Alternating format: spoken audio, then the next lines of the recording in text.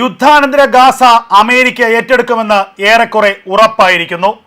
യുദ്ധാനന്തര ഗാസയിൽ 112.1 ബില്യൺ ഡോളറിന്റെ നിക്ഷേപം നടത്താനുള്ള വമ്പൻ പദ്ധതിയാണ് ഇപ്പോൾ അമേരിക്ക മുന്നോട്ട് വയ്ക്കുന്നത്. പണ്ടൊരിക്കൽ ഡൊണാൾഡ് ട്രംപ് പറഞ്ഞതുപോലെ ഗാസ എന്ന ഭൂപ്രദേശം ഇനി അമേരിക്കയുടെ സ്വന്തമാകുന്ന കാലം വിദൂരമല്ല. ഒരു വലിയ കടൽ തീരം, ഒരു സുഖവാസ കേന്ദ്രം, ലോകത്തെ തന്നെ ഏറ്റവും മനോഹരമായ ഒരു സമുദ്ര തീരമായി ഒരു വലിയ ടൂറിസ്റ്റ് ഡെസ്റ്റിനേഷനായി ഗാസയെ മാറ്റാനുള്ള വമ്പൻ പദ്ധതികൾക്കാണിപ്പോൾ അമേരിക്ക മുന്നിട്ടിറങ്ങിയിരിക്കുന്നത്.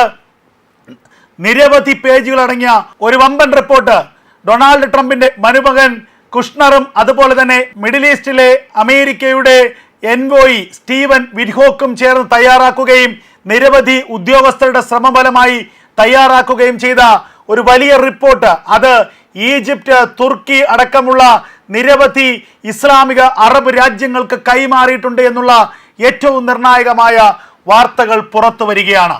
ആദ്യഘട്ടത്തിൽ $60 ബില്യൺ അമേരിക്ക ചെലവഴിക്കും.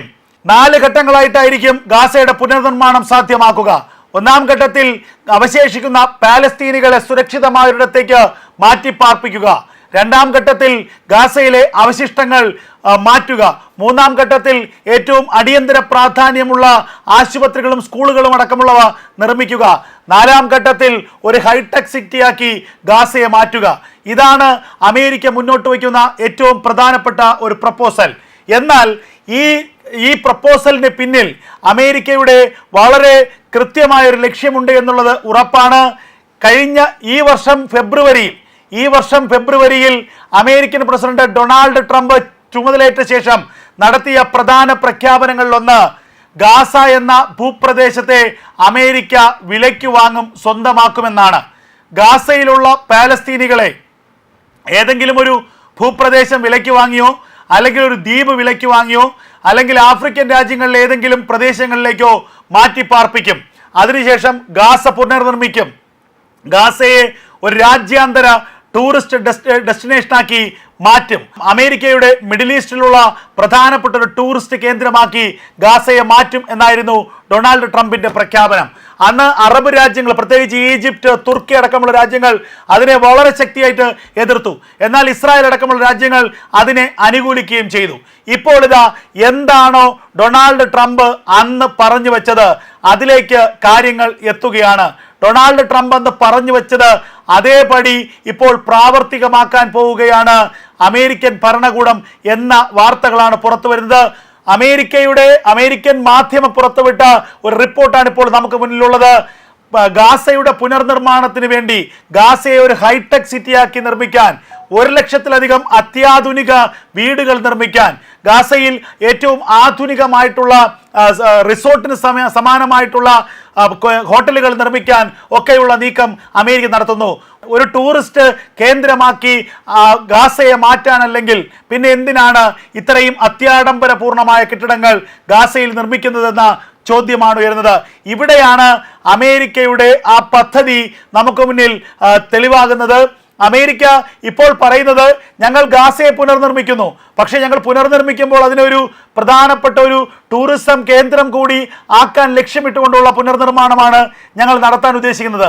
എന്തായാലും ഞങ്ങൾ പൈസ മുടക്കുന്നുണ്ട്, അപ്പോൾ ഞങ്ങൾ ഭാവിയിൽ ഞങ്ങൾക്ക് അവിടെ നിന്ന് വരുമാനം കൂടി ലഭിക്കുന്ന രീതിയിലുള്ള ഒരു പുനർനിർമ്മാണത്തിന് ഞങ്ങൾ താല്പര്യം കാണിക്കുന്നു. വേണമെങ്കിൽ ഗാസയുടെ ഒരു ഭാഗം ഞങ്ങൾ മാറ്റിവെക്കാം.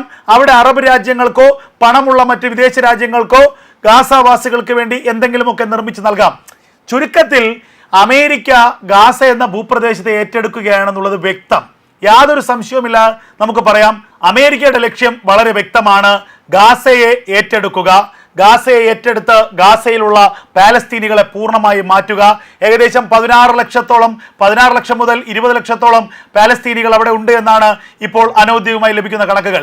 ആ കണക്കുകൾ ശരിയാണെങ്കിൽ ആ പാലസ്തീനികളെ മറ്റേതെങ്കിലും ഒരു ഭൂപ്രദേശത്തേക്ക് മാറ്റുക. വേണമെങ്കിൽ അമേരിക്കൻ പ്രസിഡന്റ് ഡൊണാൾഡ് ട്രംപ് തന്നെ ഒരു ദ്വീപ് വിലയ്ക്ക് വാങ്ങി അവരെ ആ ഭൂപ്രദേശത്തേക്ക് മാറ്റാം. അല്ലെങ്കിൽ 4-5 ലക്ഷം പേര് വെച്ച് ഈജിപ്തും തുർക്കിയും ഒക്കെ വീതിച്ചെടുക്കാം. അങ്ങനെ അറബ് രാജ്യങ്ങൾ അവർ വീതിച്ചെടുത്താൽ ഈ ഭൂപ്രദേശം ഒഴിയും. ആ ഭൂപ്രദേശത്തെ അമേരിക്ക സ്വന്തമാക്കും. അല്ലെങ്കിൽ ആഫ്രിക്കയിൽ ഏതെങ്കിലും ഒരു ഭൂമി, ഒരു ദ്വീപോ അല്ലെങ്കിൽ ഒരു വലിയ ഭൂമിയോ ഒരു രാജ്യമോ വേണമെങ്കിൽ വിലയ്ക്ക് വാങ്ങി ഈ പാലസ്തീനികളെ മുഴുവൻ അങ്ങോട്ടേക്ക് മാറ്റാനും അമേരിക്കയ്ക്ക് താല്പര്യമുണ്ട്. അല്ലാതെ ഇവരെ ഇവിടെ നിലനിർത്തിക്കൊണ്ട് $112.1 ബില്യൺ ചെലവഴിച്ചുകൊണ്ട് ഗാസയിൽ വലിയ കെട്ടിടങ്ങളും വലിയ റിസോർട്ട് സമാനമായ ബിൽഡിങ്ങുകളും ഒക്കെ നിർമ്മിച്ച് പാലസ്തീനികളെ അത്രയും പഞ്ചനക്ഷത്ര സൗകര്യത്തിൽ പാർപ്പിക്കാൻ അമേരിക്ക തയ്യാറാകുമെന്ന് അരിയാഹാരം കഴിക്കുന്ന ആരും തന്നെ പ്രതീക്ഷിക്കുന്നില്ല.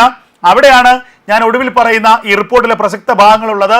1 ലക്ഷം വീടുകൾ നിർമ്മിക്കും, 187ഓളം ആശുപത്രികൾ നിർമ്മിക്കും, 257 സ്കൂളുകൾ നിർമ്മിക്കും, കെട്ടിടങ്ങൾ നിർമ്മിക്കും, കളിസ്ഥലങ്ങൾ നിർമ്മിക്കും, മറ്റുള്ള ഏറ്റവും അത്യാധുനികമായിട്ടുള്ള കാര്യങ്ങൾ അവിടെ നിർമ്മിക്കും. അത് 45 ദിവസം കൊണ്ട് നടക്കുന്ന ചർച്ചകളിലൂടെ ഉരുത്തിരിഞ്ഞ ഒരാശയമാണ്.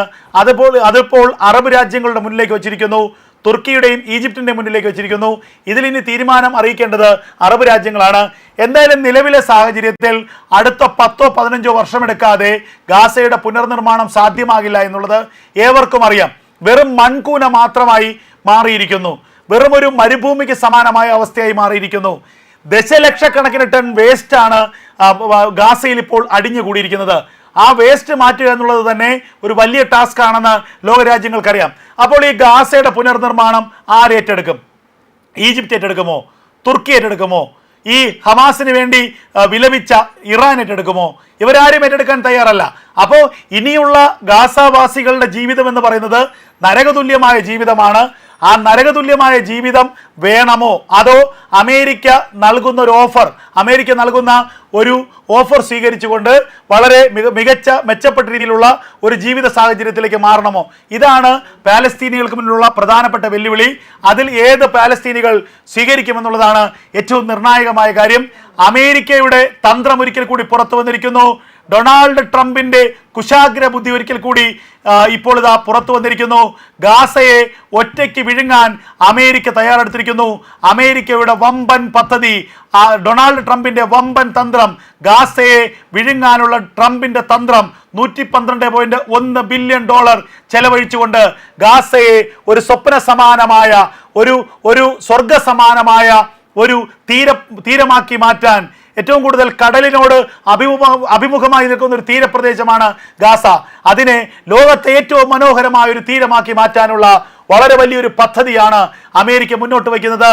ആ പദ്ധതിക്ക് മുന്നിൽ അറബ് രാജ്യങ്ങൾ എന്തു പറയുമെന്നുള്ളതാണ് ഇനി കാത്തിരുന്ന് കാണേണ്ടത്.